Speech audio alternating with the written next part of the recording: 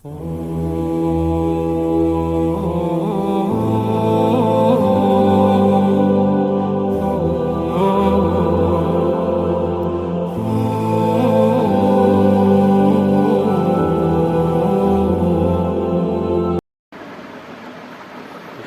رب العالمین والصلاة والسلام علی رسول الامین وعلی آلہ وصحبہ اجمعین اما بعد۔ ناظرین کرام، پاکستان مملکت خداداد اللہ رب العالمین کا انعام، اس کا ہدیہ، اس کا تحفہ، آزادی کی قدر اور اس کی بقعت یوم آزادی منایا جاتا ہے پاکستان میں 14 اگست۔ لیکن کیا یہ ملک حقیقی طور پر ان خطوط پر چل رہا ہے کہ جس پر اس ملک کو یا اس ملک کے مؤسسین اور اس ملک کی تشکیل کرنے والوں نے اس ملک کو قائم کیا؟ اور آج جو فضا ہم اس ملک میں دیکھ رہے ہیں، جو صورتحال اس ملک میں ہم دیکھ رہے ہیں، کیا وہ ہم سے یہ تقاضا نہیں کرتی کہ ہمیں میدان عمل میں نکل کر اس صورتحال کو بدلنے کے لیے اپنی جد و جہد کرنی چاہیے؟ گزشتہ دنوں ہم نے دیکھا کہ پاکستان میں مہنگائی کا اور پھر اشیاء ضرورت کی قیمتوں میں اضافہ، گرانی، بجلی کی قیمتیں، پیٹرولیم مصنوعات کی قیمتیں آسمان سے باتیں کر رہی ہیں، اور عوام جو اس مملکت کے رہائشی ہیں وہ بیشتر اس کے اثرات بد سے متاثر دکھائی دی، اور اس کے لیے ایک توانا آواز ہم نے جماعت اسلامی، حافظ نعیم الرحمن امیر جماعت اسلامی کی سنی، اور انہوں نے بڑے دبنگ انداز میں پاکستان کے 25 کروڑ عوام کا مقدمہ لڑا اور ان کے حقوق کی آواز بلند کی، اور تھوڑے ہی دنوں میں ان کی آواز پر پاکستانی عوام نے لبیک کہا اور ان کے مطالبات کے حق میں ان کی تائید کی، ان کا ساتھ دیا۔ تو جہاں جماعت اسلامی کے پلیٹ فارم سے یا دیگر بہت سے مقامات پر ان کی تائید کی گئی اور عوام الناس نے بھی اس کے اندر بڑے پیمانے پر شرکت کی، وہیں کچھ سوالات بھی پیدا ہوئے۔ مثال کے طور پہ ہماری سماعتوں اور ہماری بصارت نے یہ دیکھا، سنا اور ہم نے پڑھا کہ کچھ لوگوں نے اس پر یہ سوالات بھی اٹھانا شروع کیے کہ جو احتجاج ہے اور یہ جو دھرنا کی سیاست ہے، اس کا شرعی پہلو کیا ہے؟ اسی طرح کہیں ہم نے دیکھا کہ کسی نے کہا کہ جی یہ تو اپنے حقوق کی بات کر رہے ہیں اور مالی مفادات کی بات کر رہے ہیں اور اس کے لیے جانیں تک قربان کرنے کی بات کر رہے ہیں، اور حکومت سے، ظالموں سے اپنے حقوق حاصل کرنے کی بات کر رہے ہیں، تو مال کی خاطر یہ سب مطالبہ کیا جا رہا ہے، تو اس کی شرعیت میں کیا حیثیت ہے؟ اگر کوئی شخص جو ہے وہ اس مال کی خاطر جو ہے وہ تگ و دو کرتے ہوئے اگر وہ اپنی جان قربان کرتا ہے تو یہ کیا راہ حق میں ہے؟ اس طرح کے سوال اٹھائے گئے۔ تو میں بس چند پہلو آپ کی خدمت میں عرض کروں گا۔ دیکھیں، سب سے پہلی بات تو یہ ہے کہ یہ ایک اسلامی ملک ہے، پاکستان مملکت خداداد اسلامی جمہوریہ پاکستان۔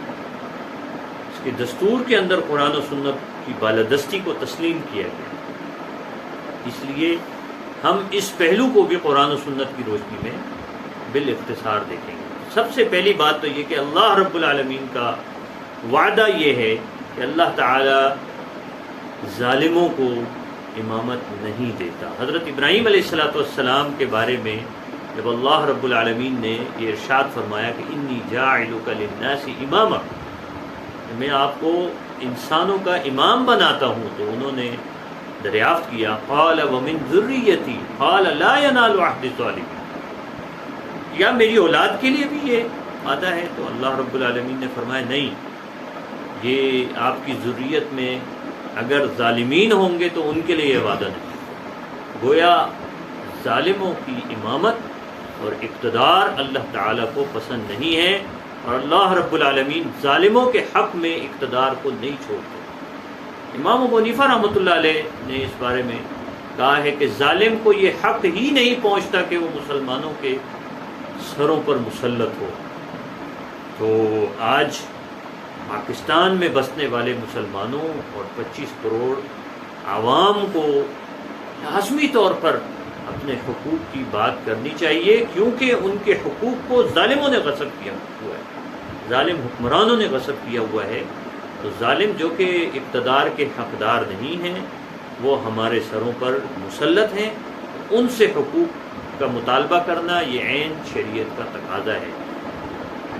اظہار رائے کی آزادی ایک عمومی حق ہے جس کو تمام مہذب معاشروں میں ریاستیں اس کو تسلیم کرتی ہیں، اور اظہار رائے کی آزادی جس قدر اسلام مہیا کرتا ہے اس کا ہم باقی جگہوں پر تو تصور بھی نہیں کرتے. اسلام نے تو امر بالمعروف اور نہی عن المنکر کا تصور کیا کہ مسلمان امر کریں گے، امر بالمعروف کریں گے، نہی عن المنکر کریں گے، نیکی کا حکم دیں گے، برائی سے روکیں گے، اور اس کے لیے وہ ایک امت بن کر کام کریں گے. وَلْتَكُن مِّنكُمْ أُمَّةٌ يَدْعُونَ إِلَى الْخَيْرِ وَيَأْمُرُونَ بِالْمَعْرُوفِ وَيَنْهَوْنَ عَنِ الْمُنكَرِ. ایک امت ہوں، ایک گروہ ہوں، مضبوط گروہ ہوں جو خیر کی دعوت دیں، اسلام کی طرف دعوت دیں، نیکی کا حکم دیں، برائی سے روکیں. تو یہ امر بالمعروف کیا ہے؟ ظلم کے خلاف بات کرنا. ہمارے حقوق لوٹ رہے ہیں، ہم پر ظلم کیا جا رہا ہے، تو ہم کیا ہم اس کے لیے رائے عامہ ہموار نہ کریں؟ اس کے لیے ہم بلند اور توانا آواز بلند نہ اٹھائیں، اور جو ظلم ہو رہا ہے، جو منکر ہے، اس کے خلاف آواز بلند نہ کریں؟ یہ تو اظہار رائے کی آزادی اسلام نے جو تصور دیا ہے وہ امر بالمعروف اور نہی عن المنکر کی صورت میں ہمیں اپنے سامنے رکھنا چاہیے. جیسے قرآن حکیم میں اللہ رب العالمین نے فرمایا کہ لا يحب اللہ الجہر بالسوء من القول الا من ظلم، کہ مظلوم کو یہ حق ہے. ویسے اللہ تعالیٰ جو ہے وہ ناروا، نازیبا باتیں، نامناسب باتیں اعلانیہ کی جائیں اس کو پسند نہیں فرماتا، لیکن مظلوم کو یہ حق دیا گیا ہے کہ وہ اپنے اوپر ہونے والے ظلم کے خلاف آواز بلند کرے. پھر آپ دیکھیے یہ کہا گیا کہ جی مال اور دنیا، مالی مفادات، تو کیا ہم اس حدیث کو نظر انداز کر دیتے ہیں جس میں صحیح بخاری میں، جامع ترمذی میں نبی اکرم صلی اللہ علیہ وسلم کا ارشاد مبارک نقل کیا گیا ہے کہ وَمَنْ قُتِلَ دُونَ مَالِهِ فَهُوَ شَهِيدٌ، کہ جو شخص اپنے مال کی حفاظت کرتے ہوئے مارا جائے تو وہ حکماً شہید ہے. اگرچہ اس پر شرعی اعتبار سے جو حقیقی شہید پر جو احکام لاگو ہوتے ہیں وہ اس پر لاگو نہیں ہوں گے، لیکن وہ حکمی طور پر شہید اللہ رب العالمین کے ہاں شہید کا مرتبہ پائے گا. اپنے مال کی حفاظت کرنا، جو لٹیروں سے، ظالموں سے، غاصبوں سے، راشیوں سے اور ہمارے حقوق پر ڈاکہ ڈالنے والوں سے، چاہے وہ کسی بھی صورت میں ہے، تو ان کے خلاف آواز بلند کرنا اور ان سے اپنے حقوق حاصل کرنا، اس کے لیے میدان عمل میں نکلنا، اس کے لیے احتجاج کرنا، اس کے لیے اپنے کام کو اگر معطل کرنا پڑے تو معطل کرنا، یہ عین دین کے مطابق ہے، شریعت کے مطابق ہے، اور یہ دینی تقاضا بھی ہے. اللہ تعالیٰ سے دعا ہے اللہ تعالیٰ اس مہم کو کامیاب بنائے، اور پاکستان کو جو بڑے پیمانے پر یہاں ظلم کا راج ہے اس سے اللہ تعالیٰ پاکستان اور پاکستانیوں کو محفوظ بنائے. آمین یا رب العالمین.